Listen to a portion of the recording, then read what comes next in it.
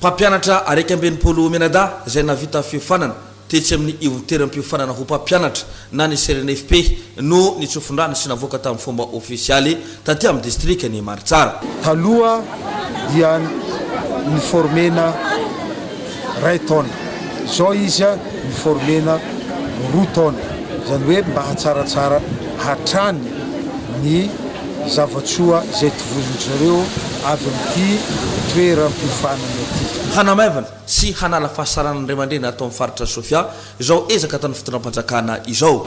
Be dia be moa ny mpampianatra tsy ampy eny ambanivohitra eny ary mbola miaigny ny ray aman-dreny mpianatra mandoa regny karamana subvention regny mpampianatra regny atao hoe mpampianatra frama. Ka mino aho fa ezaka tamin'ny fitondram-panjakana izao mamoaka an'ireto mpampianatra reto izay ho raisina mpiasam-panjakana raikitra ataoko fa mampihegny ny vesitra ny ray aman-dreny mpianatra amin'ny fandaovana zany karamana mpampianatra zany. Handray tsoka avy hatrany eo anivon'ny sekoly fanabeazana fototra ireto mpampianatra vaovao ireto amin'ito ampianarana vaovao hitsidika io ary haparitaka manerana ny faripidian'ny fampianarana atao amin'ny faritra Sofia.